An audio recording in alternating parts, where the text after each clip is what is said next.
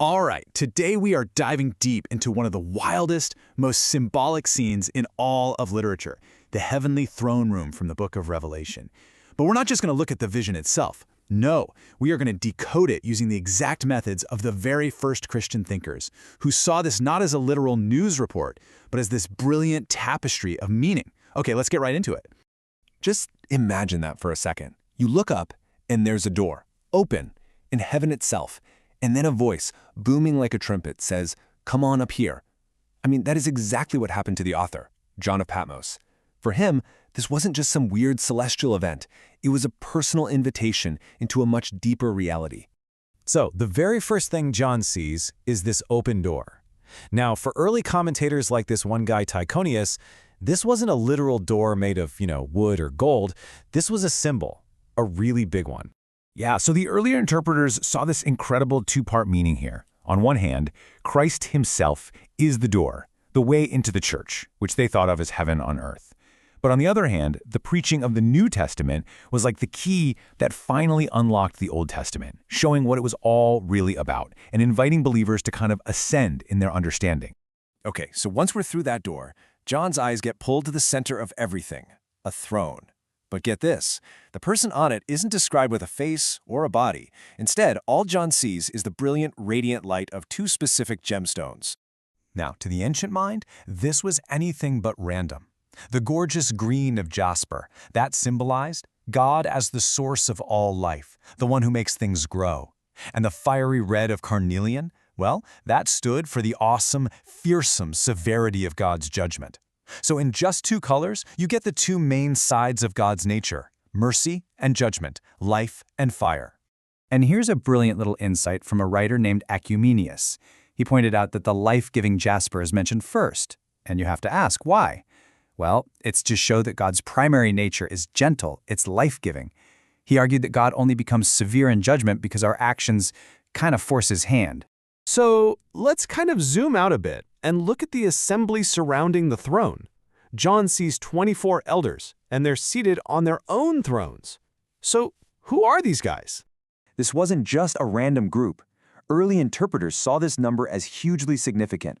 You take the 12 patriarchs of Israel's tribes, and you add the 12 apostles of the new faith. What do you get?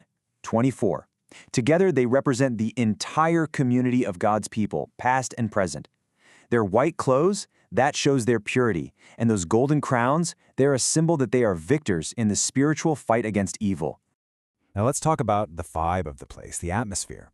John doesn't just see things, he hears them, he experiences them. And for those early thinkers, every little sound, every sight was just packed with meaning. You might hear lightning and thunder and think of a terrifying storm. But for a commentator named Primasius, this was something else entirely. The thunder, that was the powerful voice of the gospel preachers. And the lightning flashes, those were the miracles that lit up people's minds and brought them to faith. It was the sound of the world being completely changed.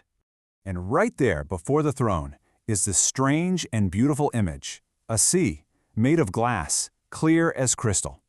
This was seen as a direct symbol for baptism. You see, unlike a raging, chaotic earthly sea, this one is perfectly still, perfectly pure. It represents that unshakable gift of righteousness that baptism provides inside the church. Okay, now we get to probably the most complex and honestly the most influential symbols in the whole vision, the four living creatures who are standing guard right at the center of heaven. 4. That number is everything. It's the key. So why 4? What could they possibly represent? John sees a lion, an ox, a creature with the face of a man, and a flying eagle. Now, for the early church, this wasn't some random celestial zoo. No, this was the blueprint for their most sacred texts. This is where church fathers like Irenaeus of Lyon had a total light bulb moment. The lion, with its royal power, well, that had to be John's gospel, which starts by declaring Christ's divine nature. The ox, a sacrificial animal, perfectly matched Luke's gospel, which kicks off with priestly duties in the temple. The man represented Matthew's gospel, which opens with Jesus' human family tree, and the eagle, soaring to the heavens, symbolized Mark's gospel, which begins with the prophetic spirit coming down from on high. For a guy like Irenaeus, this wasn't just some neat idea. It was practically cosmic law.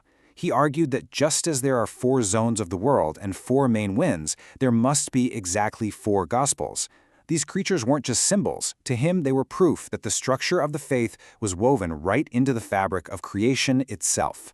So, we have an open door, a throne made of gems, these victorious elders, and 4 gospel creatures.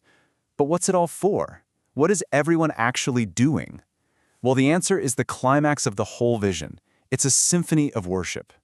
And it happens in this beautiful choreographed sequence. First, the 4 living creatures start the chant, endlessly praising God. Then, in response, the 24 elders, who represent all of us, all of God's people, they fall down in worship. And then, they do one final crucial thing. They take their golden crowns, the symbols of their victory and their righteousness, and they throw them down before the throne.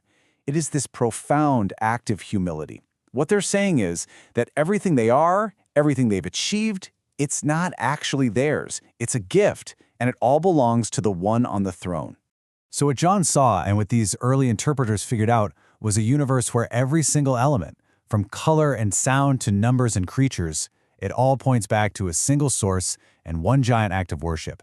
They lived in a world just saturated with symbolism, which kind of leaves us with a final question, doesn't it? What are the unnoticed symbols that give meaning and structure to our own world?